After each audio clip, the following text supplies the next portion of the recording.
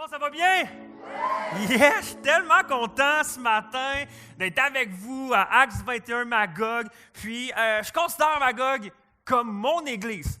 Je considère Magog comme mon église. C'est ça qui est beau avec Acts 21, c'est que peu importe où est-ce que tu es, que tu sois à Sherbrooke ou que tu sois à Magog, on est une seule famille, Acts 21. Puis, c'est pour ça que quand on parle d'Acts 21, on dit une église, deux campus. Nous sommes une église et on est content à Sherbrooke lorsque on se réunit à Sherbrooke de prier pour vous, prier pour l'église de Magog, prier pour Acts 21 Magog. Puis, que tu sois de Sherbrooke ou que tu sois de Magog, tu fais partie d'Acts 21, donc tu es de la famille. Donc aujourd'hui, je me considère pas comme un invité spécial. Fait que je vais reprendre Marc, là. Je me considère pas comme un invité spécial. Je me considère juste comme, tu sais, quand tu reçois de la visite de la famille.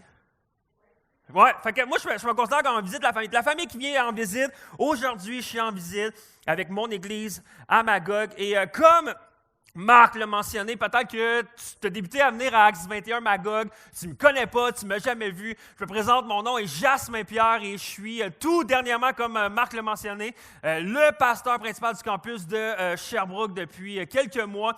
Et donc, c'est vraiment le fun de pouvoir être le pasteur du campus, de pouvoir rêver, de pouvoir servir cette communauté-là. Puis, j'ai la chance, à chaque semaine également, de travailler avec Nathan, de travailler avec Hugo. J'ai la chance de travailler avec Marc aussi, qui font tellement un job incroyable, qui vous aiment, ils vous ont à cœur, ils prient pour vous. Puis à chaque semaine, je suis appelé à travailler avec eux pour rêver. Pas pour rêver pour juste Magog ou juste Sherbrooke, mais pour rêver pour Acts 21. Et peut-être que moi, j'ai tendance des fois à prendre pour acquis les choses. Et peut-être que des fois, vous pouvez prendre pour acquis. Nathan, c'est cool, c'est un de nos leaders. Ah, c'est cool, Marc, c'est un de nos pasteurs. Hugo, c'est un de nos pasteurs. Puis ils sont là, puis ils nous sortent. Non, mais vous avez la chance d'avoir des leaders. Vous avez la chance d'avoir des pasteurs dévoués qui se donnent, qui vous aiment. Et est-ce qu'on peut juste les remercier, leur donner une dose d'amour?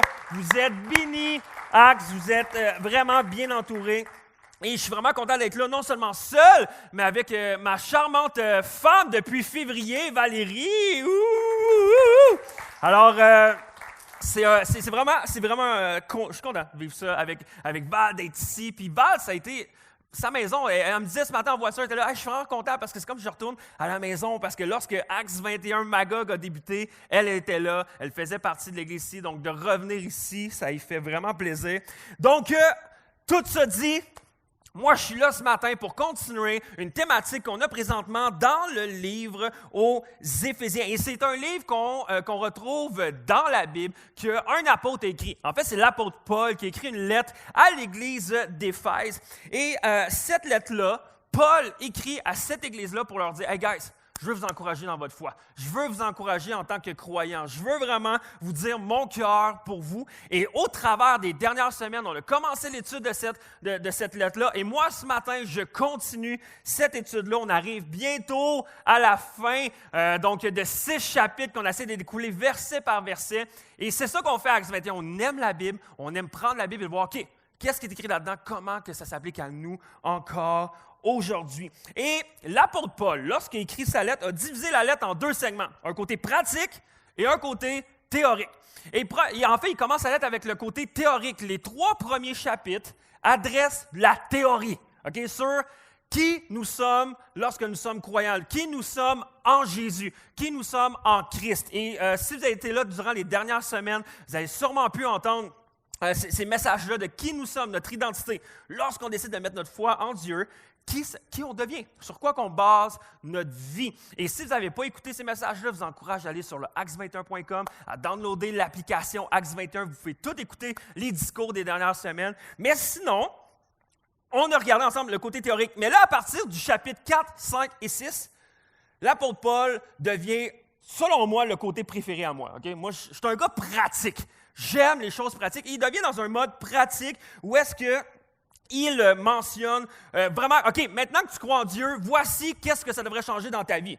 Voici comment tu devrais te comporter, comment tu devrais agir, parler dans toutes les sphères de ta vie. Qu'est-ce que ça touche, le fait d'être chrétien? Et il découle. Et ce matin, moi, je suis dans le chapitre 4, OK? Donc, avec vous, je vais lire une partie du chapitre 4, du verset 25 à 32, et par la suite, on va regarder à quel point c'est vraiment pratique, OK? Vous allez voir. Est-ce que vous êtes prêts? Super, on part. Éphésiens 4, verset 25 à 32, ça nous dit ceci. « Rejetez donc le mensonge. Que chacun dise la vérité à son prochain, car nous sommes tous membres d'un même corps. Mettez-vous en colère, mais péchez pas. Que votre colère s'apaise avant le coucher du soleil. Ne donnez pas au diable l'occasion de vous dominer. Que la personne qui volait, cesse de voler. Qu'elle se mette plutôt à travailler, qu'elle fasse le bien de ses propres mains pour avoir ainsi de quoi aider celui qui en a besoin. Qu'aucune parole mauvaise ne sorte de votre bouche. Dites seulement des paroles bienveillantes qui répondent à un besoin et qui sont constructives pour faire du bien à ceux qui vous entendent. N'attristez pas l'Esprit Saint de Dieu. Il est pour vous la marque personnelle attestant que le jour viendra où Dieu vous délivrera complètement du mal. Chassez loin de vous tout sentiment amer, toute irritation, toute colère, ainsi que les cris et les insultes. Abstenez-vous de toute forme de méchanceté. Soyez bons et pleins d'affection les uns pour les autres. Pardonnez-vous réciproquement comme Dieu vous a pardonné par Jésus. Wow! Ça, c'est le passage de ce matin. Fait qu'on on va décortiquer ça ensemble, mais avant ça, j'aimerais ça qu'on prie. J'aimerais ça qu'on puisse remettre ce temps-là à Dieu, puis par la suite, on va enchaîner dans le discours. Donc, Père éternel, merci pour ce temps qu'on peut passer ensemble, qu'on puisse être réunis, une église ensemble, et qu'on a la chance d'avoir encore ce livre, la Bible, sur laquelle on peut avoir comme fondation dans notre vie pour nous aider à te ressembler et à agir selon ce que ton cœur désire pour nous. Et Père éternel, je te prie que le message de ce matin puisse, moi, m'impacter le premier, mais par la suite puisse être cohérent, puisse y avoir des paroles qui sont saisissantes, puis également que ce matin, ça nous encourage à s'approcher de toi et à marcher avec toi et pour toi. Donc, Père, merci d'être avec nous ce matin et on te remet toute la matinée entre tes mains. Et c'est dans le nom de Jésus que j'ai prié. Amen. Amen, amen, amen, amen. Je ne sais pas s'il y en a, peut-être que tu es comme moi à ce moment-là, mais moi, quand je m'embarque dans quelque chose, Moi, quand je m'embarque dans quelque chose, j'y vais à 100%. Okay? Souvent, ma femme me dit, toi, Jasmin, c'est tout ou pantoute. Ouais. Moi, je suis comme ça. C'est des gens qui sont comme ça, sont tout ou pantoute? Non? Je suis tout seul? Non? OK, un peu. OK, je donne un exemple. C'est là, vers où tu t'en vas, Jasmin? Parce que c'est peut-être pas clair. OK. Mettons, moi, je fais du sport. Je commence un nouveau sport, je m'équipe. Tout. Par exemple, OK, regarde, je vous donne un exemple. Bon, moi, j'ai un bac ici, là. Là, moi, quand je m'embarque dans quelque chose, je m'embarque. Là, moi, je suis coach de volleyball. Mais là, il faut que je sois un joueur de volleyball. Fait que là, j'ai mes pads de volleyball. Je mets des chandails de volleyball. Pas vrai que je vais jouer du volleyball avec ça. Il faut que j'aille un gilet de volleyball. Puis là, ça prend pas n'importe quel soulier. Ça prend des souliers de volleyball. OK? Parce que tu peux, tu sais, il y en a qui prends des souliers pour aller dans un gymnase. Non, ça prend des souliers de volleyball. Alors, j'achète des souliers de volleyball. Et là, moi, je joue encore au volleyball. Fait que ça, c'est pratique. J'ai tu sais. Mais, dernièrement, j'ai fait de la boxe. Fait que là, j'étais comme, OK, mais si je suis un boxeur, tu sais, il faut que je m'équipe en boxeur. Fait que là, je me suis acheté des gants. Je me suis acheté un casque pour faire de la boxe, tu sais. Mais, j'en fais plus. Mais je suis équipé comme un professionnel, par exemple. Moi, quand je me donne, ça va coûter 500$. Moi, le mettre le 500$, parce que moi, je veux arriver comme un gars qui arrive là, puis comme, qui est prêt. Moi, je suis prêt à boxer. Mais le plus drôle aussi, c'est, après ça, je me suis inscrit, là, je ne joue plus, mais pendant 2-3 ans, j'ai joué au softball. Je ne sais pas si vous savez c'est quoi, c'est comme le baseball, mais avec une plus grosse balle. Donc là, je ne suis pas juste arrivé avec ma mythe, habillé comme ça, puis faire comme, OK, moi, je suis prêt. Non, je me dis, attends un peu. Faut que j'arrive équipé, là. Faut que le monde, quand il me voit arriver, il fait comme, OK, t'es un athlète, lui. OK? Donc, je t'ai acheté des petits gants, tu sais. Des petits gants, quand tu vas au bat de baseball, tu sais, quand tu vas avec ton bat, il faut que ça prenne des petits gants pour avoir... Après ça, non seulement ça, mais ça prend des spikes, puis là, des spikes de baseball. Fait que là, je t'ai acheté des spikes, tu sais, puis là, j'ai dépensé tellement cher, comme moi, je veux tes meilleurs spikes. Moi, je veux qu'avec ça, je cours plus vite. OK? J'étais prêt à être un joueur. Puis là, après ça, t'es comme, non, mais c'est pas fini, là. T'es comme, ça prend les pantalons de baseball, tu sais, vraiment pour quand tu slides, qui ne déchirent pas. C'est vraiment pratique pour ça. Là, après ça, non seulement ça, mais t'as ton gilet de baseball aussi, là. T'arrives, t'as un gilet solide, puis non seulement ça, faut que tu attaches tes pantalons. Pas n'importe quelle ceinture. Une ceinture de baseball. OK? Moi, mais là, ça, c'est chez nous, là. Est-ce que je joue encore au baseball? Non. J'ai tout ça, mais je suis prêt, par exemple. Invite-moi à jouer au baseball. M'arriver prêt, tu vas faire « Hey, c'était juste pour s'amuser. » Non, non. Moi, quand je m'équipe, je m'équipe. Quand on fait un sport, je fais un sport, mais c'est tout ou pas tout. Moi, dans le fond, je change ma garde-robe, peu importe vers lequel sport que je fais. Quand que je fais un sport, donc je suis là dimanche matin, j'ai ma garde-robe du dimanche matin. Je vais faire du sport après, j'ai ma garde-robe de faire du sport. Que ce soit n'importe quel sport, j'arrive à faire du sport. Dernièrement aussi, tu sais, je m'étais réinscrit au gym. On voulait aller au gym, je me suis inscrit au gym, mais là, je me suis mis à magasiner sur Internet. Là, on va faire, qu'est-ce que tu regardes? Ben, des shorts, puis des chandails, puis tout ça. Oui, mais t'en as déjà. Non, mais c'est parce que ça me prend vraiment pour le gym, tu sais. Quand j'arrive au gym, que je sois bien équipé, tu sais, pour quand je veux faire. Puis là, je m'étais acheté des shorts, mais avec des cuissards en dessous. Tu sais, quand tu fais des squats, puis là, tu veux pas, ça remonte. Là, t'es là, non, j'ai mes cuissards. J'étais tout équipé. Je le porte pas. Mais je suis équipé. Ma garde-robe suit ce que je fais. À chaque fois que je fais ma garde-robe, suit ce que je fais. Que je fasse de la randonnée, je me suis acheté des piquettes, des bottes de randonnée, des vêtements. Je suis équipé randonnée. Je n'en ai pas fait l'hiver passé. Mais je suis équipé randonnée. Mais peu importe, moi, quand je m'équipe pas à moitié. Ma garde-robe suit ce que je fais. Et donc, moi, je ne veux pas arriver en cabochon. Moi, j'arrive, je suis complètement dévoué à ce que je fais. Et ce matin, j'aimerais vous encourager à changer de garde-robe. Il y en a qui font comme, moi je suis down, donne-moi 600$, m'en va au Carrefour de l'Estrie, je vais faire une garde-robe anytime. Non, mais je veux t'inviter à changer de garde-robe. En fait, l'apôtre Paul nous encourage à changer de garde-robe. Parce qu'on l'a pas lu dans le texte qu'on a lu, mais quelques versets avant, l'apôtre Paul nous donne le but de la vie chrétienne. Okay? Le but de la vie chrétienne, puis peut-être qu'on se pense, on dit, c'est quoi le but de la vie chrétienne? Puis on se dit, ben, c'est d'aller au paradis, c'est d'aller au ciel, puis c'est ça être chrétien. Non! Ça, c'est le résultat de. Mais c'est pas ça le but de la vie chrétienne. En fait, lorsqu'on devient chrétien, c'est qu'on s'engage à participer dans une course.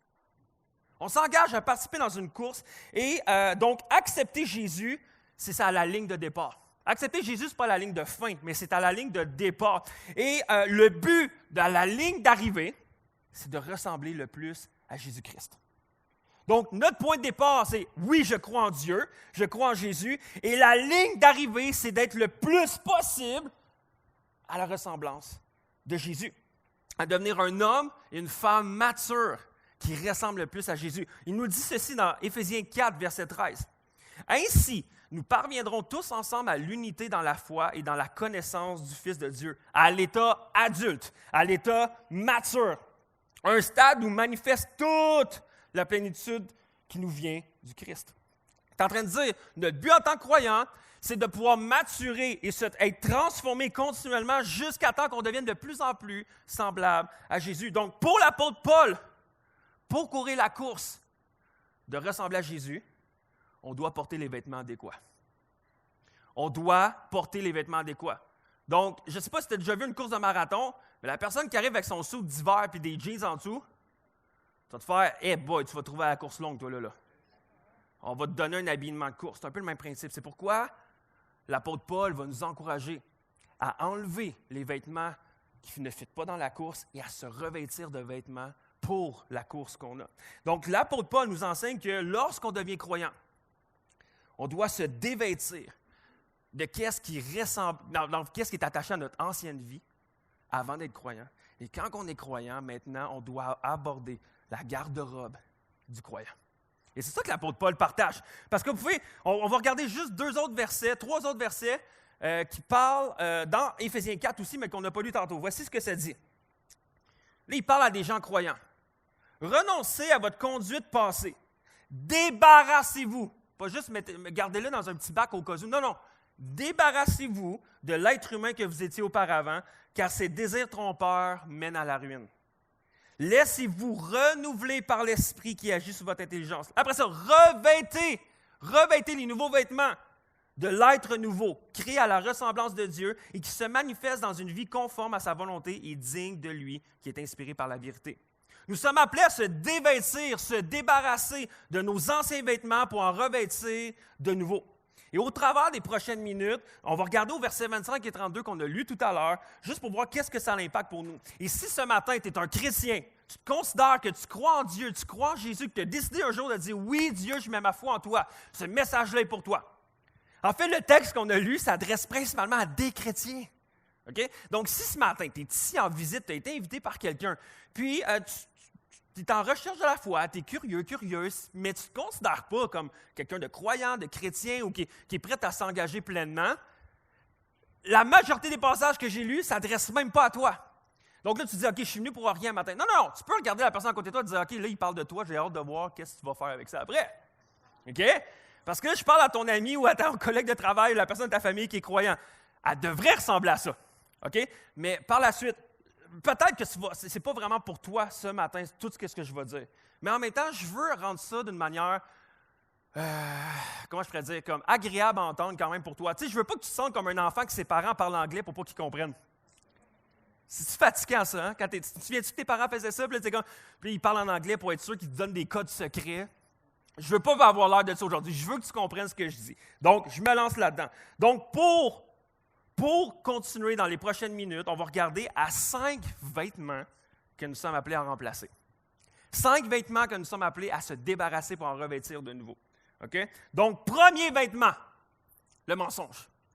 Ça dit ceci, rejetez donc le mensonge. Que chacun dise la vérité à son prochain, car nous sommes tous membres d'un même corps. Est-ce que vous vous rappelez de la première adresse courriel que vous avez eue dans votre vie? Là, on commence à avoir des malaises ici.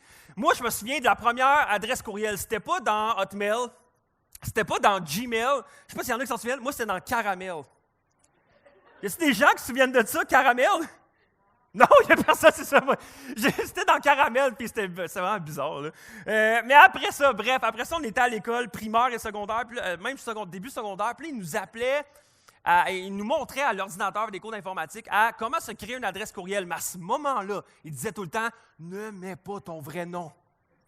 Je ne sais pas si vous en souvenez, parce que dans ce temps-là, on avait peur d'Internet, on ne savait pas trop ce qu'on devait faire avec ça. Fait qu'on était là, crée-toi un pseudonyme. Crée-toi des trucs par rapport, juste que tu vas savoir que c'est toi, là. Mais les autres, ils ne sauront pas qui t'es vraiment. Fait que moi, mon premier email, c'était dans Hotmail, et c'était écrit « Git » pour guitare, le chiffre 4 pour « for », et ensuite « ever ». Donc, mon premier courriel, c'était « Git forever ». C'est sûr qu'après ça, quand tu arrives à aller porter des CV, ils font comme « Ouais, là, change ton... OK, mets ça Jasmin, point bienvenue, ça va être beaucoup plus simple. » Mais je ne sais pas si vous vous souvenez de votre première adresse courriel. Peut-être qu'on rirait un peu. OK? Et en fait, même je me souviens au début, lorsqu'on allait je me souviens à l'ordinateur, peu importe, on allait dans des chats ou dans des forums, puis ils nous disaient « Créez-vous un pseudonyme. » Et là, on se crée un faux nom. Un pseudonyme, c'est un nom pour masquer ta vraie identité. Et en fait, qu'est-ce qui est intéressant, c'est lorsque l'apôtre Paul utilise le mot mensonge, rejetez donc le mensonge, le mot grec, c'est pseudos, qui revient du mot pseudo, okay? Qui vient dire comme « arrête d'être fake, sois vrai ». Arrête de prétendre d'être quelqu'un que tu n'es pas, sois vrai. Donc, il dit « arrête de vouloir compter des mensonges, peu importe, sois quelqu'un d'authentique, dis la vérité ». Et le mensonge peut être vu de différentes manières. Ça peut être de l'exagération. Quand tu exagères au-delà de la vérité, ça peut être un mensonge. Lorsque tu fais de fausses promesses, « Ah ouais, la semaine prochaine, on s'appelle, puis on prend un café ensemble. » Puis tu le fais pas. Tu le sais que tu le feras pas. C'est un mensonge. Par exemple, de créer de fausses excuses. Hein, les parents? « Ah ouais, les enfants. Ah, les enfants, ils ne voulaient pas se préparer, puis là, je suis arrivé en retard à cause de ça. » Arrête, tu es juste parti trop tard. OK? Hein? Ah ouais, il y avait du trafic. Ah ouais, il y avait un accident. Non, dis pas de fausses excuses, dis la vérité. Ou peut-être juste de mentir pour mentir. Juste pour avoir l'air intéressant ou avoir l'air supérieur ou avoir l'air intéressant. Tu vas faire comme, OK, tu vas te mettre à mentir. Ça, l'apôtre Paul dit, débarrasse-toi du mensonge. Il faut se rappeler qu'il n'y a rien de pire que le mensonge pour briser la confiance de quelqu'un autour de nous. On est appelé à être des gens croyants auxquels les gens ont pleinement confiance. Donc, si tu te mets à mentir, tu comptes des mensonges, que tu fais à croire que tu es quelqu'un que tu n'es pas, Les gens ne voudront pas écouter puis te suivre, puis entendre parler de ce que toi tu as à partager face à Dieu. C'est pourquoi on doit être des gens de confiance, on doit rejeter le mensonge et être des personnes de vérité. Donc, si c'est encore quelque chose qui est dans votre vie, vous avez tendance à, des fois, vous laisser aller avec le pseudos, c'est cette fausse identité-là de qui tu es vraiment, rejette ça ce matin et revêt-toi du nouveau vêtement qui est la vérité. Deuxième vêtement qui parle par la suite, la colère. Il dit, mettez-vous en colère, mais péchez pas. Que votre colère s'apaise avant le coucher du soleil, ne donnez pas au diable l'occasion de vous dominer, excuse-moi. Là, tu es là, la Bible nous dit qu'on peut se mettre en colère. C'est nice. Attends un peu. C'est nice, c'est vrai qu'elle dit ça. Elle dit, garde, si tu te mets en colère, mets-toi en colère, mais ne pêche pas. Mets-toi en colère, mais aie une bonne attitude dans ta colère. C'est quand même fou, hein? L'apôtre Paul dit, tu peux te mettre en colère, mais que ça ne t'amène pas à avoir un mauvais comportement. Donc, il est en train de dire, garde une bonne attitude. Donc, vis ton émotion, qui est la colère, mais contrôle ta réaction. Contrôle qu'est-ce que ça va faire. Et chacune des personnes ici, on gère notre colère d'une façon différente.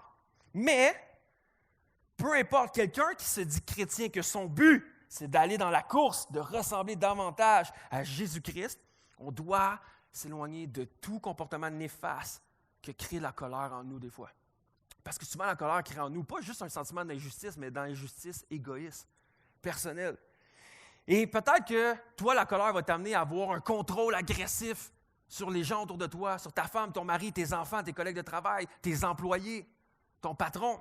Ça peut être même de sacrer, de commencer à dire des trucs obscènes de ta bouche, puis que tu te mets juste à ne pas aborder vraiment pleinement ce qu'un chrétien, comment il devrait parler.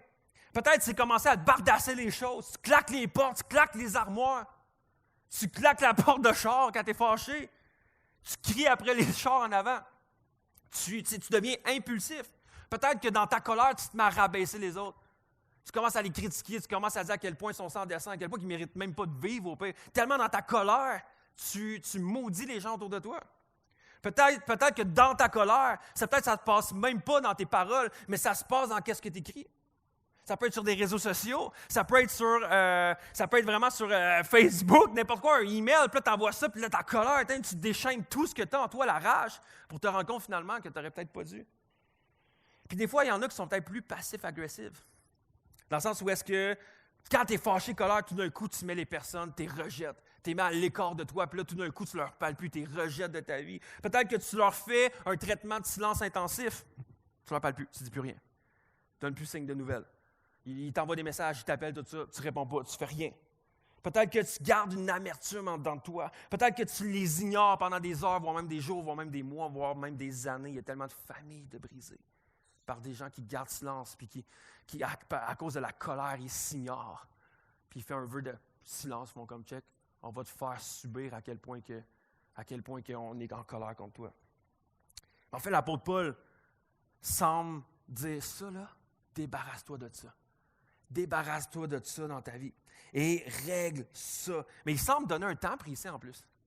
Il dit ceci, que votre colère s'apaise avant le coucher du soleil. Là, je vais porter un bémol parce que si tu es croyant, tu as déjà entendu parler de ce passage-là à quelques reprises et je pense que des fois, il y a des gens qui essaient de le mettre trop en pratique. Surtout quand tu es en couple. Hein? Tu sais, quand il s'est passé quelque chose dans ton couple, là, tu veux régler ça absolument avant de te coucher. Fait que là, il est peut-être 11h, minuit, 1h du matin. Puis là, tu es comme, il va falloir qu'on règle ça. Il va falloir qu'on s'en parle. Et je ne sais pas, puis, parce qu'il est écrit dans la Bible, hein, que votre colère s'apaise avant le coucher du soleil. Okay, mon beau, on va en parler ce soir. Okay? Je pense qu'il faut faire attention. Le but de Paul ici n'est pas de dire absolument à chaque fois que tu as une colère, il faut absolument que tu règles ça avant que le soleil se couche. Non, je pense qu'il est en train de donner une place de temps de dire règle ça le plus rapidement possible. Règle ça le plus rapidement possible. Puis si tu dois attendre au lendemain avant de l'adresser, adresse-le le lendemain. Mais n'attends pas plus longtemps. Pourquoi? Parce que je ne sais pas s'il y en a qui ont déjà essayé de traiter ça des fois à 11h, minuit, 1h. Là. Mais des fois, tu es moins patient. Tu es plus facilement irritable quand tu es fatigué. Des fois, ça n'aide pas les choses. OK? Fait que ici, n'utilisez pas ce verset-là pour faire comme le shérif qu'on parle des vraies affaires. Non, non. regarde, on va dormir, mais demain matin, on va en parler ensemble. Un coup, ça va être juste apaisé, puis on va être capable d'avoir une vraie conversation avec un peu plus de sommeil dans le corps. OK? Donc, faites juste attention, mais par exemple, l'apôtre Paul dit, si tu as une colère, gère-toi, mais deuxièmement, règle-la. Règle-la ta colère. Puis il nous donne après ça une raison pourquoi. Il dit ceci, ne donnez pas au diable l'occasion de vous dominer. Ne donnez pas au diable l'occasion de vous dominer dans votre colère. Durant tout le chapitre 4, Paul adresse à l'Église d'Éphèse l'importance de l'unité. L'important ensemble, en tant que croyant, mais même avec des croyants ou des non-croyants, c'est de l'unité, mais surtout à l'intérieur de l'Église, à l'intérieur des croyants, c'est l'unité ensemble. Et le but du diable, c'est de diviser, c'est de briser, c'est de détruire le plan de Dieu de vouloir unir. Donc, plus on attend de notre côté avec notre colère, plus Satan a le potentiel d'animer nos cœurs et de semer la division. C'est pour ça, l'autre jour, j'ai vu une citation qui disait ceci. « Tant que vous ne vous parlez pas, le diable vous parle à tous les deux. » Chacun de votre côté, pour créer de l'amertume en dedans de vous puis vous amener à vouloir vous diviser. C'est pourquoi on doit se débarrasser de cette colère-là. On doit se débarrasser de tout ce qui pourrait nous diviser puis de rester ensemble dans l'unité, donc l'adresser, bien la gérer, de ne pas pécher. De remplacer la colère par la douceur et la réconciliation. C'est ça que l'apôtre Paul nous demande de faire. Le troisième vêtement que l'apôtre Paul nous encourage à se débarrasser, c'est le vol. Que la personne qui volait cesse de voler. Qu'elle se mette plutôt à travailler, qu'elle fasse le bien de ses propres mains pour avoir ainsi de quoi donner à celui qui en a besoin. Il faut savoir qu'à l'époque où est-ce que Paul écrit sa lettre, c'était très commun à cette époque-là de voler pour pouvoir vivre. En fait même, de voler pour survivre.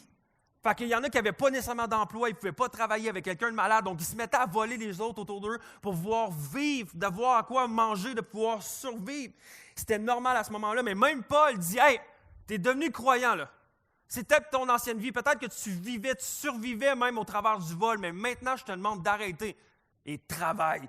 Travaille honnêtement. » Et en fait, il ne dit pas seulement « travaille », mais il dit que vos mains fassent quelque chose de bien. Fasse quelque chose de bien. Dans d'autres versions, il va dire « travailler », mais travailler de façon honnête.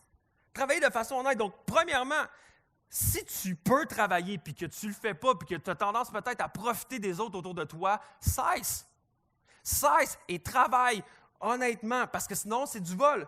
Mais si, par exemple, pour quelques raisons de santé ou quoi que ce soit, tu ne peux pas travailler, c'est correct. On a un système, puis on a des gens qui vont être prêts à pouvoir t'aider, t'appuyer, puis pouvoir pourvoir à tes besoins. Mais si tu n'as pas une bonne raison de ne pas travailler, mais tu ne fais juste pas travailler puis profiter des autres, c'est du vol. C'est du vol. Puis si tu es capable, travaille. En plus, Dieu trouve que le travail, c'est bon.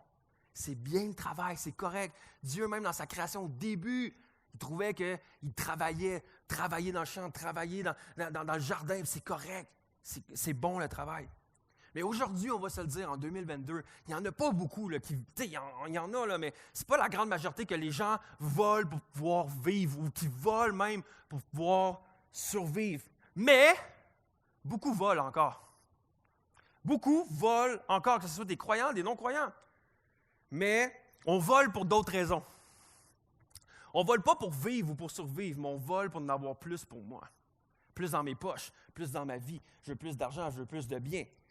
Puis, il y a plein de manières de voler aujourd'hui en 2022. Par exemple, de tricher dans tes impôts. De faire avoir des faux reçus pour recevoir plus d'argent, d'avoir des faux reçus d'impôts, d'avoir des fausses factures. Essayer de booster tes chiffres, quoi que ce soit, pour être certain de recevoir plus d'impôts, puis de faire de la fraude. En fait, c'est du vol. Si tu es un croyant, il n'y a aucune raison que tu devrais agir comme ça. Par exemple, par la suite de ça, si tu travailles au noir puis que tu sais que tu fais de l'argent puis que tu ne le déclares pas, c'est du vol. Tu ne devrais pas faire ça. Si tu es un croyant, tu ne devrais pas travailler au noir pour après ça mettre ça dans tes poches et ne pas le déclarer. Si tu es un employé, tu ne fais pas ça. Si tu es un employeur croyant et que tu engages des gens au noir, tu ne devrais pas du tout faire ça, encore moins. En tant que croyant, tu veux marcher dans l'honnêteté, tu veux avoir un travail irréprochable. Peut-être qu'avant d'être chrétien, tu agissais comme ça parce que c'était la norme dans ta famille, dans ton entourage, tout le monde travaillait au noir, puis ils se faisaient des trucs, pas de facture, tout ça. Garde, c'est correct. Mais à cette heure que tu es croyant, ce comportement-là ne devrait plus avoir lieu.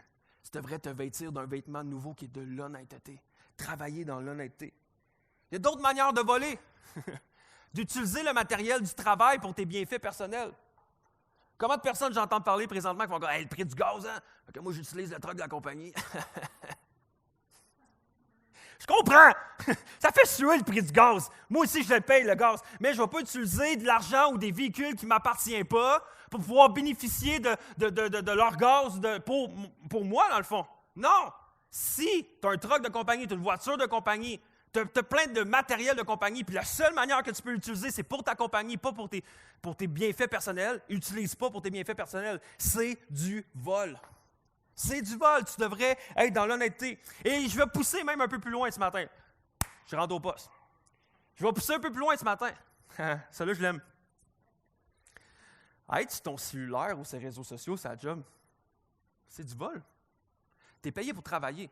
Tu es payé pour ton employeur te paye pour que tu puisses travailler pour lui. Tu n'es pas payé à être sur les réseaux sociaux non-stop ou de magasiner sur Amazon ou sur Black Market, la prochaine affaire que tu pourrais t'acheter.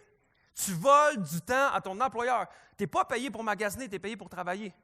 Donc, sur tes heures de travail, en tant que croyant, lâche ton sel, lâche ton ordinateur, lâche Facebook, lâche les Instagram, lâche ces affaires-là. Concentre-toi sur ta job. Sois un employé honnête qui n'est pas constamment en train de perdre du temps au travail parce que tu voles ton employeur. Aie un travail honnête. Puis je pourrais continuer encore et encore. Puis ça a l'air méchant, mais pour moi, c'est en tant que croyant, en plus, en tant que même de valeur, ça devrait être la norme pour nous. Mais encore, des fois, dans notre nature, on est tenté là-dedans. Mais on doit se stabiliser, de dire, je veux me débarrasser de ces vêtements-là.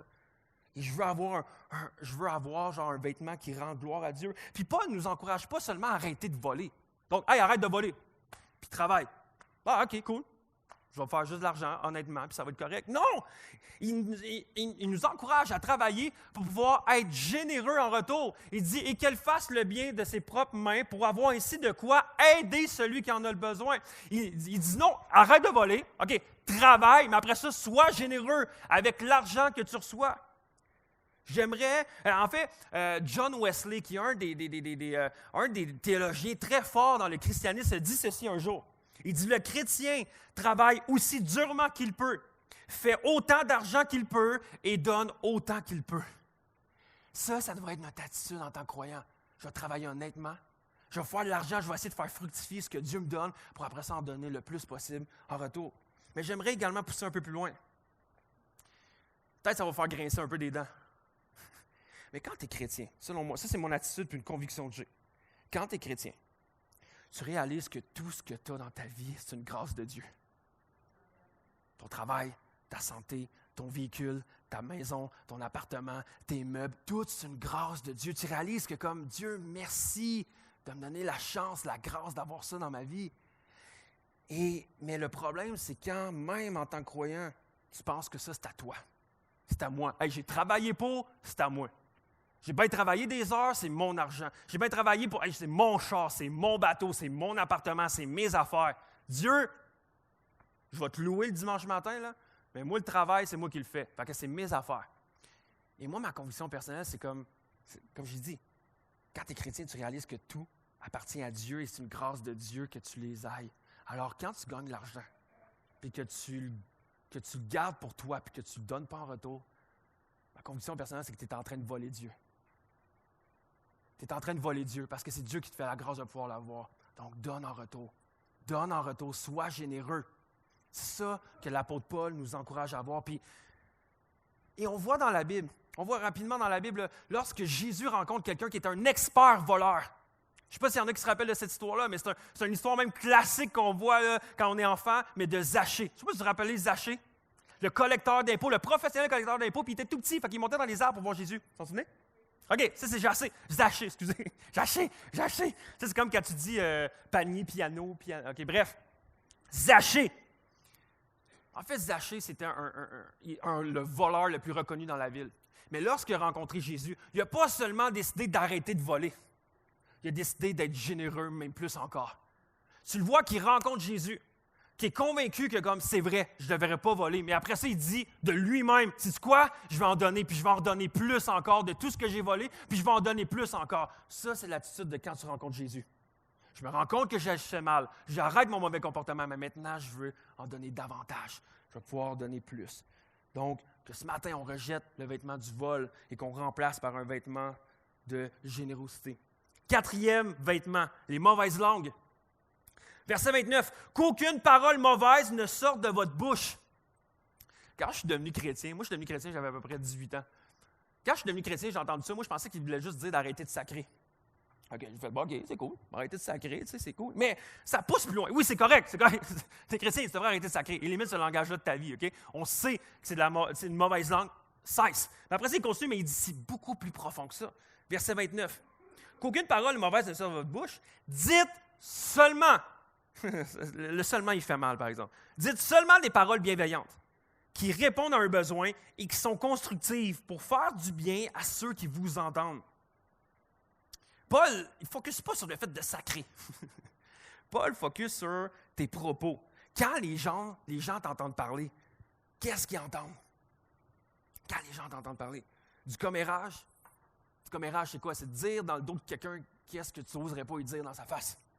Puis là, quand tu le dis à quelqu'un d'autre en plus, « Hey! » Le commérage, ça commence souvent comme ça. « Hey, savais-tu que... » Ou « Hey, on me dit que telle personne... » Puis là, quand ça commence par ça, commérage. Commérage. Ou le pire, hey, je ne sais pas si c'est vrai, là. Ben, ferme-la. Ferme-la. Si tu ne sais pas que c'est vrai, ferme-la. Parle-en pas. Ou hey, on me dit de ne pas le dire, mais on le fait tout. Faut arrêter ça. Faut arrêter ça. Tu le délaisses ça. Ou le pire, s'il vous plaît, les bons croyants, arrêtez de dire ça. Je te dis ça pour qu'on puisse prier pour la personne. 16, c'est du commérage. C'est du commérage. La critique, de toujours critiquer, c'est jamais correct. Le monde ne sont jamais assez corrects. Le prix du gaz n'est jamais correct. Le gouvernement n'est jamais correct. Ton voisin, il ne tombe jamais sa pelouse correctement. L'autre, il ne lave jamais son patio correctement. La maison n'est jamais assez propre. La vaisselle n'est jamais assez bien faite. La bouffe n'est jamais assez bonne. Arrête de critiquer.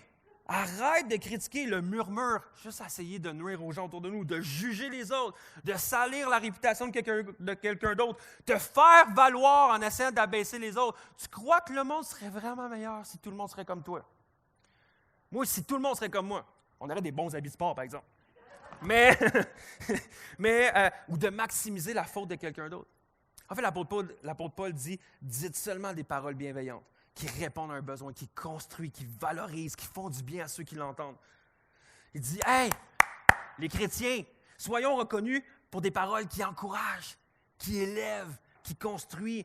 Sois reconnu comme un mari qui honore et qui élève sa femme. Sois reconnu comme une femme qui honore et qui élève son mari. Sois reconnu comme un parent qui élève et qui valorise et qui souligne le meilleur de ses enfants. Sois l'employé qui honore le patron.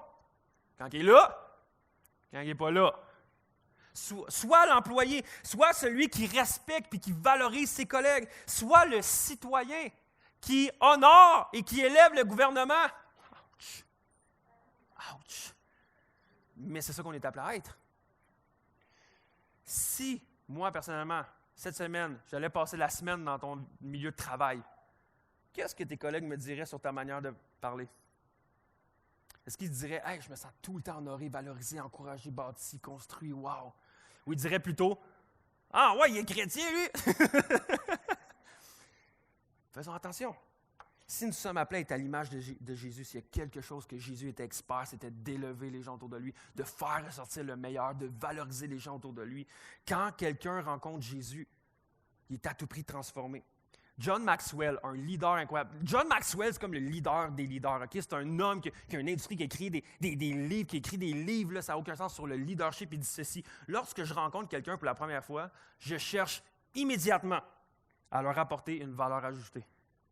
C'est bon. Il dit, pour ce faire, là, à chaque fois que je rencontre une personne pour la première fois, je veux trouver chez la personne quelque chose d'honorable. Je veux trouver, comme chez la personne, un talent qui la rend incroyable. Puis par la suite, verbaliser à cette personne-là qu'est-ce que je viens de constater. C'est fou, hein? Imaginez si on avait cette attitude-là à chaque fois. Moi, j'aime faire du barbecue. J'aime faire du barbecue. J'aime vraiment ça, faire du barbecue. J'ai un beau barbecue. Mais j'aime faire que de la viande, du barbecue. J'aime beaucoup la viande. Mais pas juste de la viande de même, là, okay, c'est sec. J'aime beaucoup les épices. Les épices, quand tu mets des épices, c'est bon avec des épices. Pourquoi? Parce que ça fait relever la saveur de la viande que tu manges ou de l'aliment que tu manges. Mais des fois, c'est un animal, la viande. Et de l'aliment que tu manges. Mais les épices viennent tellement relever la saveur que les chrétiens, on peut être les épices de notre entourage. Qu'on puisse relever la saveur des gens. À quel point que les gens fassent comme... Même... Quand toi, tu parles de quelqu'un d'autre, quand la personne n'est même pas là, qui font comme, c'est quoi, j'avais jamais vu ça de telle personne. Mais à cette heure que tu en parles, je la trouve exceptionnelle. C'est vrai qu'elle est comme ça. Qu'on puisse être reconnu comme ces releveurs de saveur-là. Puis il enchaîne avec le verset 30 qui dit « N'attristez pas le Saint-Esprit de Dieu ». Rapidement, l'apôtre Paul fait un lien avec tout le chapitre 4, puis il dit « Guys, le Saint-Esprit est là pour pouvoir unir. Travailler à unir et non à désunir avec tous vos comportements qui sont complètement à côté de la traque. » Je ne sais pas si... moi, quand j'étais jeune, j'essayais de faire un château de cartes. OK? Tu sais, je vous entendais de faire un jeu de cartes, tu essaies de faire un château. Mais je le faisais tout le temps à côté des gens autour de moi, tellement malveillants. Tu sais, qui sont juste à côté de toi, qui sont là. Tu sais, ces personnes-là, tu as le goût de leur faire beaucoup de mal. Et là, il souffle. Là, tu es là, ton jeu de cartes, c'est tellement sensible. L'Esprit de Dieu essaie de bâtir l'Église, les chrétiens. Ils essaient de bâtir des vies, de construire des mariages, de construire des familles. Puis c'est très sensible. Puis à chaque fois qu'on va aller avoir une langue sale, qu'on va commettre du mensonge, qu'on va être malhonnête, c'est comme si on venait faire ça. Sur qu'est-ce que l'Esprit est en train de faire. Puis on le détruit. À chaque fois, il doit reconstruire. Ça attriste Dieu à chaque fois qu'on a un mauvais comportement puis qu'on arrive à détruire tout ce qu'il essaie de construire. Ayons un bon comportement. Et alors que j'aimerais inviter juste les musiciens à s'en venir. Le dernier vêtement qui nous encourage à enlever, c'est l'amertume. Ça dit ceci, je trouve ça intéressant. Chassez loin de vous tout sentiment amer, toute irritation, toute colère, ainsi que les cris et les insultes. Abstenez-vous de toute forme de méchanceté. J'aime la manière qu'il y a comme un build-up. Je ne sais pas si vous avez remarqué, ça commence avec un sentiment amer. Tu es juste... Tu sais, quand tu es amer après quelqu'un d'autre. Puis là, après ça, quand tu gardes une amertume envers quelqu'un d'autre, peu importe ce que la personne fait, ça t'irrite. Hein? Ils vont remarquer comme quand tu gardes un sentiment, peu importe ce qu'elle fait, là, elle peut être bien honnête, là, puis elle essaie de faire des belles choses, puis tout est là. Check, là. Ah, ça mérite tellement quand elle parle. Là. Ah, quand elle est comme ça, sac, ça m'énerve. Amer, toute irritation. Puis après ça, tout d'un coup, à chaque fois qu'elle fait quoi, puis là, tout d'un coup, dès qu'elle fait quelque chose de moindrement, tu sais, c'est pas si grave, tu te mets en colère. Bon, check ça encore, qu'est-ce que tu fais? Là, tu te mets en colère. Et après ça, tu te mets à crier, tu te mets à faire des insultes. C'est ça, puis là, ça build up. Tout part d'un sentiment amer. C'est quand même drôle que l'apôtre Paul misait sur des trucs extérieurs tantôt. Mais là, maintenant, il est très à l'intérieur. Il dit, « Hey, guys, ce vêtement-là, ben, en fait, c'est un sous-vêtement. L'amertume. Débarrassez-vous de toute amertume. Vous êtes peut-être amer envers quelqu'un. Débarrasse-toi de ça. » Puis après ça, il dit, « Soyez bons et pleins d'affection les uns pour les autres. Pardonnez-vous comme Christ vous a pardonné. » Ce matin, en tant que croyant, qu'on ne soit pas rempli d'amertume, mais de pardon. À l'image de Jésus qui nous a pardonné. C'est ça qu'on devrait être ensemble. Rempli de pardon. Qu'on veut se débarrasser ça autant de la colère. Je règle ça, coûte que coûte, pour ne pas avoir de sentiment d'amertume en dedans de moi. Et comme j'ai dit ce matin tantôt, si tu es ici ce matin et que tu ne connais pas Dieu ou que tu ne considères pas comme croyant ou croyante, OK? Tu n'as pas mis vraiment ta foi en Jésus. La Bible nous dit, crois au Seigneur Jésus et tu seras sauvé. La première chose que tu as à faire, c'est qu'il faut croire. Puis ensuite, le renouvellement de ta vie vient. Okay? Donc, si ce matin, tu ne te considères pas comme croyant ou croyante, ce que je viens de dire, ce n'est pas ça que je te demande de faire. Si tu n'es pas croyant ou croyante ce matin, je ne suis pas en train de te demander de comme, « Hey, maintenant, arrête de voler, arrête de mentir, parle comme il faut, honore tout le monde autour de... » Non, je ne suis pas en train de te dire ça. Parce que ce que je suis en train de... Qu'est-ce que je serais en train de faire, là? Je vais prendre mon chandail. OK, un petit peu, donne-moi 2 secondes. OK, tu sais. Voici des fois qu'est-ce qu'on veut faire. OK, tu veux suivre Jésus, tu veux mettre ta foi en Jésus, arrête de voler. C'est comme genre, OK, débat. C'est comme si on disait à quelqu'un, OK, tu veux devenir croyant tout ça? Go, déshabille-toi. Tu vas faire quoi? Mais là, t'as peur, pourquoi déshabille-moi? Non, déshabille-toi, là, puis après ça, tu vas pouvoir vraiment donner ta vie à Dieu. Comme, tu veux donner ta vie à Dieu? OK, arrête de mentir. Arrête de faire ça. C'est comme si on mettrait à quelqu'un le chandail, là, on serait là, on va dire, ouais, tu veux devenir croyant? OK, let's go. Bienvenue à l'église. Maintenant, ça serait cool qu'avant de partir d'ici, tu mettes le chandail. Puis tu sortes avec ce chandail-là. OK? Puis là, ça va faire, ouais, mais qu'est-ce que tu vas faire avec ce chandail-là? Ouais, mais tu vas être prêt à jouer au baseball? Ouais, mais je veux pas jouer au baseball. Non, mais tu vas être. C'est le même. Maintenant, on te demande de jouer au baseball avec nous autres. C'est pas ça. Je suis pas en train de te demander.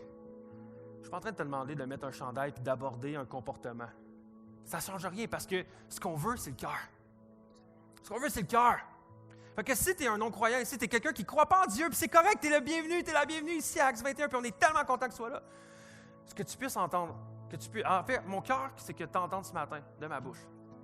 C'est de dire, ben, oui, certainement, il y a quelque chose de meilleur à ta vie que tu pourrais avoir. Certainement, il y a une destinée que tu pourrais avoir.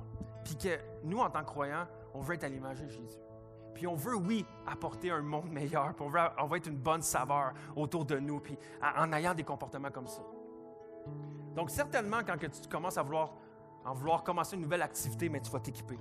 Tu commences du jogging, mais tu vas t'acheter des running de jogging. Tu ne vas pas aller en cap d'acier. Tu ne vas pas t'offrir longtemps. OK? Fait que c'est normal que quand tu veux t'engager dans la course avec Jésus, tu vas commencer à changer des trucs. Tu vas te débarrasser de ces vêtements-là qui n'ont pas rapport dans la course, puis tu vas t'en mettre des nouvelles. C'est correct. Mais en tant que croyant, mon cœur pour toi, c'est peut-être de juste dire, hey, est-ce que j'aimerais ça, moi? Vivre avec Jésus. Connaître Jésus. Vivre ma vie avec lui. Puis par la suite, oui, on va débarrasser des trucs, mais c'est pas ça la priorité ce matin pour toi. La priorité, c'est de dire, tu veux-tu t'engager dans la course? Après ça, on va changer les vêtements. Est-ce que tu veux t'engager dans la course? Et si tu es là ce matin, je veux t'encourager à peut-être considérer de te joindre à la course. De te joindre dans la course, de dire, bien, après notre course sur terre, il y a une autre course qui est l'éternité. Et ça va être une longue course. Mais tu as le choix de la passer avec Dieu ou sans Dieu. Et mon cœur pour toi, c'est que tu choisis de dire, c'est quoi? Je pense que je veux la suivre avec Dieu. Puis il suffit juste de dire, OK, Seigneur, je reconnais. Je reconnais que personnellement, je n'étais pas capable d'avoir une course parfaite sur terre. Je ne suis pas capable d'avoir une course qui est parfaite sur terre. Donc, j'ai besoin que quelqu'un le fasse à ma place. Puis c'est ça que Jésus est venu faire. Il a couru la course parfaitement pour que toi, tu n'aies pas besoin de t'essouffler et d'essayer de tout faire par tes propres moyens. Jésus est venu sur terre remporter la course pour toi. Pour que par la suite, toi, tu puisses aller à la ligne d'arrivée. Puis dès que tu entends le pow, pow! Quelqu'un arrive avec une médaille. Wouh! T'as gagné, man! Là, tu fais comme, ah! Ouais, t'as déjà gagné, mais cours maintenant. Cours maintenant. Là, tu vas faire, OK, j'ai pas besoin de faire un sprint, j'ai besoin de tout donner, puis de m'épuiser, puis essayer de tout faire par mes propres. Non, t'as déjà gagné. T'as déjà gagné. Donc, ce matin, si tu veux t'engager dans la course, juste te dire, je te demande pas de tout faire ces affaires-là.